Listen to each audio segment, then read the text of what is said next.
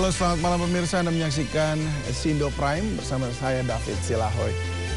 Ya, dan pemirsa bicara soal persidangan tadi yang tadi kita sudah lihat putusannya dan juga penjelasan dari Ketua Mahkamah Kehormatan Mahkamah Konstitusi yang mengatakan bahwa atau memutuskan bahwa 6 hakim MK melanggar etik, kemudian juga Ketua Mahkamah Konstitusi juga melakukan pelanggaran berat terhadap kode etik dan perilaku hakim Mahkamah Konstitusi yang sebagaimana tertuang dalam Sabta Karsa Utama, prinsip tidak keberpihakan, prinsip integritas, kecakapan dan kesetaraan, independensi, kepantasan dan kesopanan.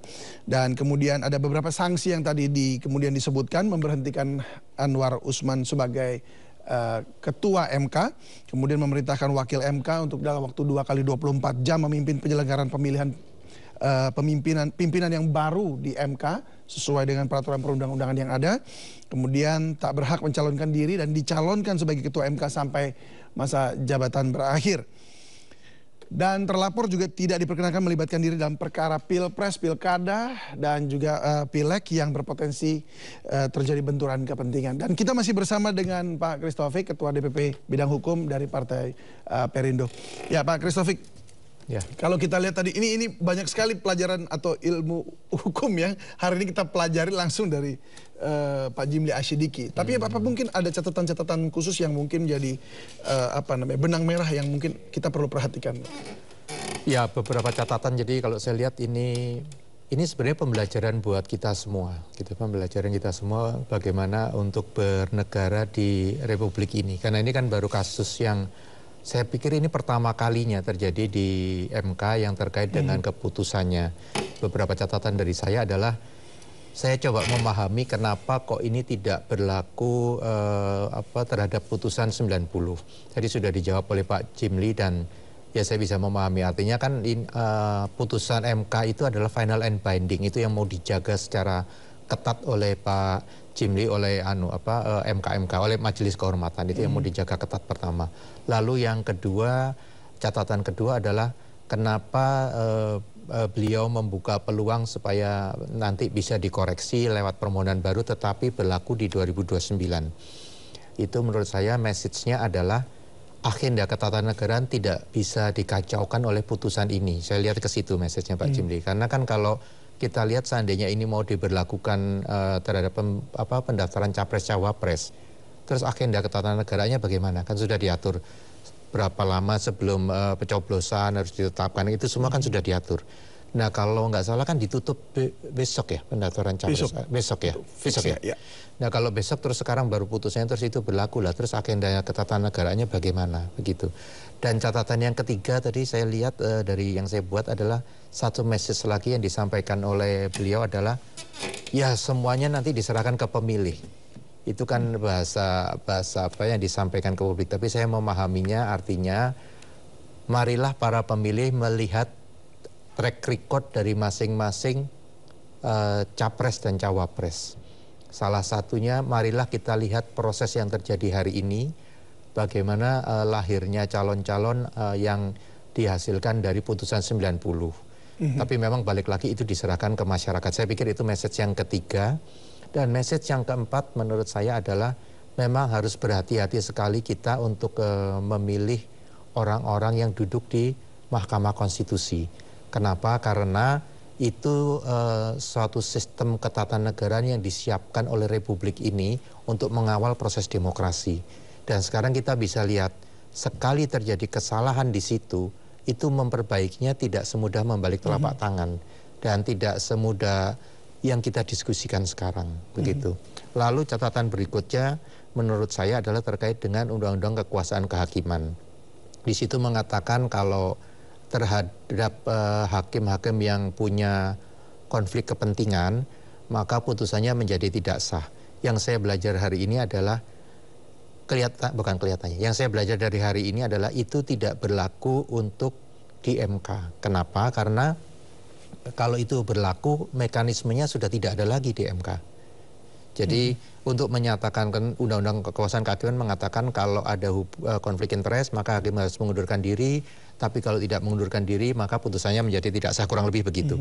Pertanyaan saya adalah mekanisme untuk MK tidak tersedia untuk itu karena sudah final and binding. Jadi ya tidak ada jalan lain gitu. Itu yang yang catatan mengenai undang-undang kekuasaan kehakiman. Lalu catatan terakhir yang tidak kalah penting menurut saya ialah pembelajaran terhadap para pemilih gitu. Karena proses yang dilakukan ya yang seperti terbuka hari ini memang ada masalah gitu. Tapi agenda ke depan harus tetap berjalan. Tapi yang pasti kan sudah dipastikan bahwa yang bersangkutan tidak boleh terlibat lagi dalam semua persidangan mengenai sengketa pemilu. Itu sudah dinyatakan kan. Dia tidak boleh lagi. Jadi semua mulai dari kalau ada sengketa pileg, ada sengketa pilpres, ada sengketa mengenai kepemiluan lah pokoknya itu yang bersangkutan sudah tidak boleh lagi dan sudah nggak boleh lagi menjadi ketua MK kan. Ada yang mengatakan ke saya setelah itu ada yang WA, loh tapi kan nggak ada masalah semuanya fasilitas semuanya masih berkurang. Saya ngeliat ini kan bukan masalah fasilitas atau tidak gitu. Ini masalah integriti dan dengan segala rasa hormat untuk figur seperti Pak Anwar Usman apabila tersentuh integritinya menurut saya kita patut prihatin dan salut juga untuk Pak Anwar karena pasti ada harga yang dia bayar secara pribadi. Itu aja sih. Baik, kalau Anda dari sisi sebagai Ketua DPP Bidang Hukum Partai Perindo, apa yang Anda mungkin bisa sampaikan kepada melihat hasil putusan ini bahwa memang ini sudah final and binding? Saya melihatnya ini sudah maksimal yang bisa dilakukan. Karena kalau lebih dari ini maka satu, orang akan selalu mempertanyakan keputusan MK. Maka keputusan MK yang final and binding itu akan mempunyai lembaga baru, lembaga banding terhadap putusan MK yang namanya kode etik. Mungkin itu yang juga mau dijaga oleh Pak Jimli. Jangan sampai Mahkamah Kehormatan ini menjadi lembaga baru tempat bandingnya orang kalau tidak puas terhadap putusan MK. Mungkin itu message yang mau disampaikan. Lalu yang kedua adalah memang ini harus dilihat dari skema besar. Skema besar itu dalam arti gini. Ternyata konflik of interest itu sudah sering kali terjadi. Tadi kan dinyatakan. Makanya ada yang dianggap kolegial. Itu sudah sering kali terjadi. Nah, coba kita bayangkan. Tapi ada pembiaran begitu. Ada pembiaran karena sesuatu yang sudah dianggap biasa. Nah, coba kita bayangkan kalau terus semua satu-satu putusan itu bisa dipermasalahkan, artinya semua akan kembali ke belakang. Kan begitu. Terus berikutnya soal kenapa Pak Jimli mengatakan tidak berlaku surut. Yaitu konstitusi yang mengatur bahwa tidak boleh suatu putusan atau undang-undang tidak boleh berlaku surut itu kan konstitusi kita mengatakan bahwa tidak satu orang pun boleh dikenakan hak atau kewajiban akibat sesuatu yang berlaku surut gitu. Jadi memang ya nggak gampang Mas kalau ada sistem yang salah gitu. Tidak mudah untuk memperbaiki kecuali kita harus hargai itu, tetapi output dari hasilnya itu yang kita bisa manage. Dalam arti begini, ini kan yang diarah adalah kontestasi Pilpres 2024. Maka sekarang kembali ke masyarakat. Apakah kita punya concern yang sama terhadap sesuatu yang dihasilkan dari proses yang sudah terbukti kurang benar atau tidak benar? Gitu. Apakah kita akan masuk di dalam melegitimasi itu atau tidak? Sekarang dikembalikan ke masyarakat. Kalau kita mengatakan bahwa fusi ketatanegaraan kita harus dibenarkan, maka pilihannya eksekusinya, keputusannya kan ada di masyarakat. Gitu. Kalau dia tidak percaya, oh ini sistemnya menghasilkan sesuatu yang tidak baik ya, ke situ kan itu message terakhir dari Pak Jimli. Itu sih catatan dari saya. Baik, kita akan saksikan kembali sidang putusan MK terhadap para hakim konstitusi di mana MK memutuskan untuk memberhentikan Anwar Usman sebagai ketua MK. Memutuskan, menyatakan hakim terlapor terbukti melakukan pelanggaran berat terhadap kode etik dan perilaku hakim konstitusi sebagaimana tertuang dalam Sabta Karsa Utama, prinsip ketidakberpihakan, prinsip integritas, prinsip kecakapan dan kesetaraan, prinsip independensi, dan prinsip kepantasan dan kesopanan. 2. Menjatuhkan sanksi pemberhentian dari jabatan Ketua Mahkamah Konstitusi kepada hakim terlapor. 3. Memerintahkan Wakil Ketua Mahkamah Konstitusi untuk dalam waktu 2 kali 24 jam sejak putusan ini selesai diucapkan memimpin penyelenggaraan pemilihan pimpinan yang baru sesuai dengan peraturan perundang-undangan. 4. Hakim terlapor tidak berhak untuk mencalonkan diri atau dicalonkan sebagai pimpinan Mahkamah Konstitusi sampai masa jabatan hakim terlapor sebagai hakim konstitusi berakhir. 5.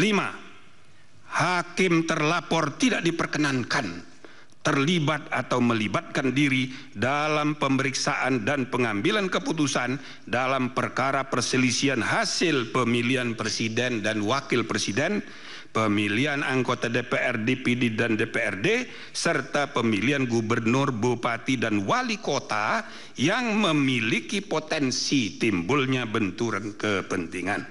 Selanjutnya, saudara-saudara, ada dari 3 orang pendapat berbeda 1 orang. Saya persilakan.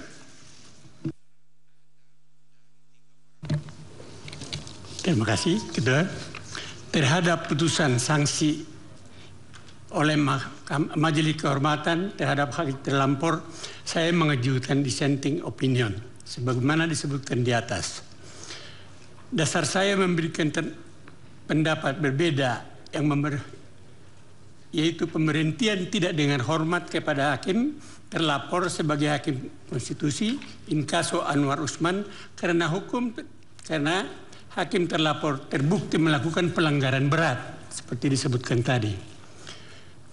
Sanksi terhadap pelanggaran berat hanya pemberhentian tidak dengan hormat dan tidak ada sanksi lain sebagaimana diatur dalam pasal 41 huruf C dan pasal 47 Peraturan Mahkamah Konstitusi nomor 1 tahun 2003 tentang Majelis Kehormatan Mahkamah Konstitusi.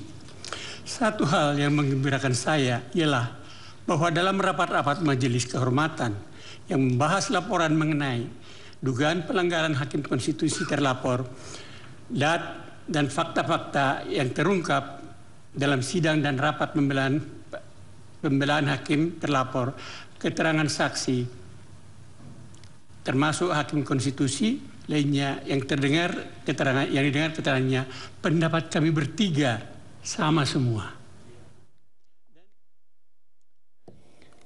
Baik, kita masih berbincang dengan Pak Christophorus Taufik.